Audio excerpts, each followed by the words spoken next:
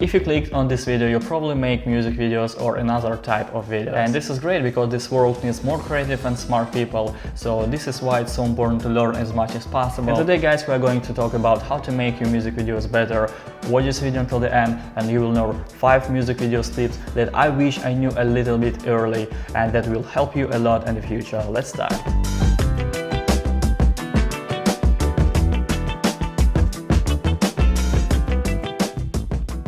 Hey guys, what's going on? My name is Zara and welcome on this YouTube channel. When I moved to the USA, my first months were a little bit crazy because I didn't speak English at all. I wasn't able to have much opportunities to make my life better. So I work on delivery and in the moving company every day, trying to make any money for my life expenses here in the USA. And yes, it wasn't a big pleasure for me, but I was always looking for a better life and dreamed about a successful future. And 2 years later, I finally started shooting music videos in Los Angeles, and for me it was like a new world because I did what I really want, and it was filming, of course.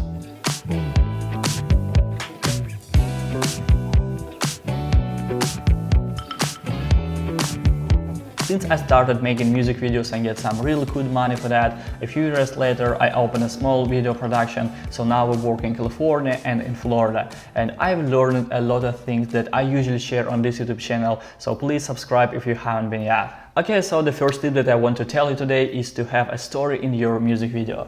And I know that a lot of people love to film run-and-gun video, which usually means no pre-production, no scenario, random location and stuff like that. And if you checked some music video trends on YouTube, you would see that many of those videos were made as run-and-gun video, meaning it still works for the market. Many of your clients don't need anything crazy and they have just a few hours to make a video while they're vacation in Los Angeles, for example. But if we were open to something new like a story or even a few cinematic scenes, it would increase our video as a final product. Because we always need to think about our works as products. If we make a really good content, give a professional service, never late and stuff like that, our clients will always back to us, make another video and pay some money for that. For example, if your clients send you some references, you can ask them to add a little story in your music video.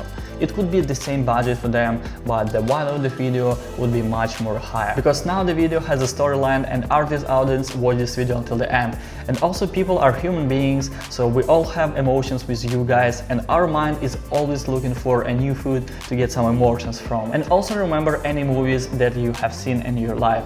Do movies with the special effects and zero scenario really sit in your mind right now, guys. Or you probably remember some classic old movies with a great and unique storyline. If you want to make a great movie, you have to put together many things, but having a good scenario is like the first step for us, guys. So make sure that even you shoot a run-and-gun music video, it has some cinematic scenes. Many people and many clients are still open for that.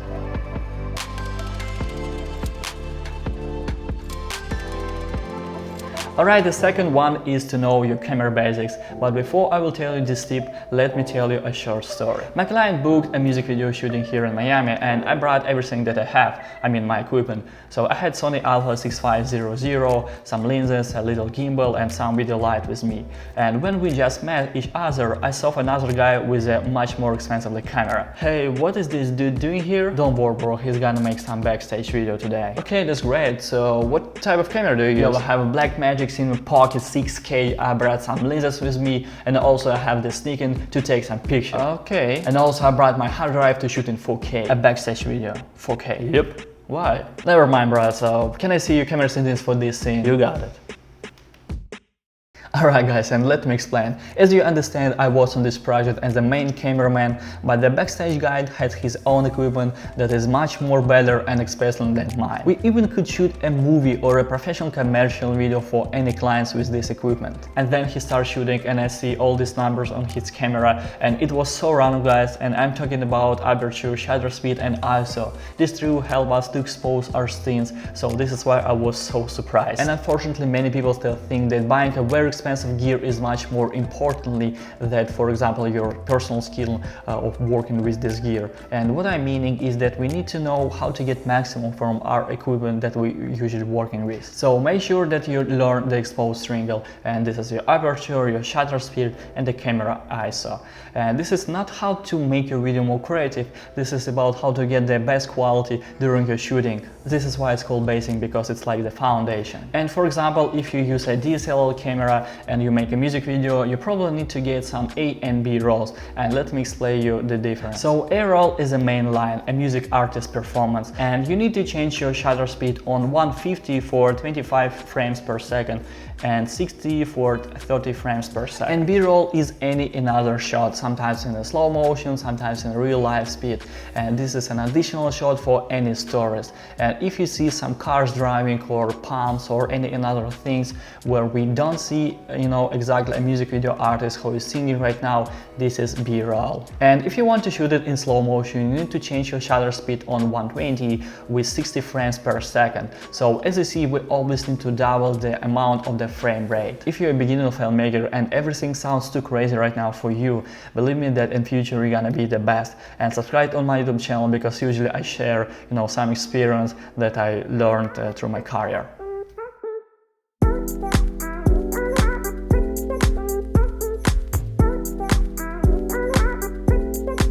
The next one is crew. At the beginning of my career, I did everything by myself. I did marketing, I was like a DP and a director on the set, and also I edited all my videos. If you're just starting your way as a filmmaker, this is very important to learn as much as possible. Even if you work with the camera, but need to record, sound, for example. And so one day you just become very busy, more clients want to work with you, so you start thinking how to keep delivering this high quality content to your customers. And sometimes this is very hard, especially if many people need your service, so you need to figure out how to get more clients, money and experience, but also be able to work as usual or even less. And for me it was the editing process, which I hate sometimes, by the way, but I still edit all my videos for YouTube, for this YouTube channel, so I'm hoping that you really love what I'm doing here. And I remember the day when I found an editor to work with, and I was very confused because I had to pay him some money that I didn't want to pay. Is it weird or not? Because if you need more hands to do more project,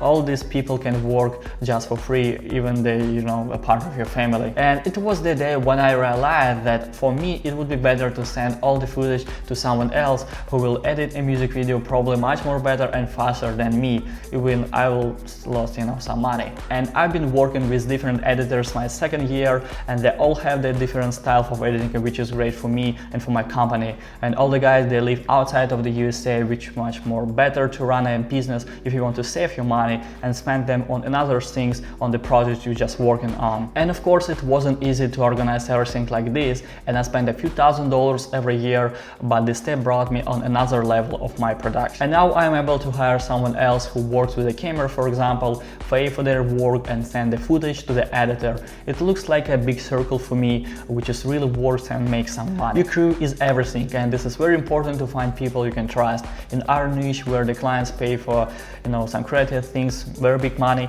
we need to be sure that we work with professionals who do their best, because sometimes it's very hard to keep many things in our mind, especially if you're shooting and directing, working with light, and you need more hands to change a lane. So one day, if you grow as a professional, everyone needs an assistant who helps with many things on the set, because even two people on the set makes the film process much more comfortable and professionally for you guys. And we need to think about long term, not a short term. And if you have a great crew that helps to make your client happier, it will lead you to more music videos jobs in the future and higher budgeted videos as well. So you could work on the biggest project and with the biggest crew.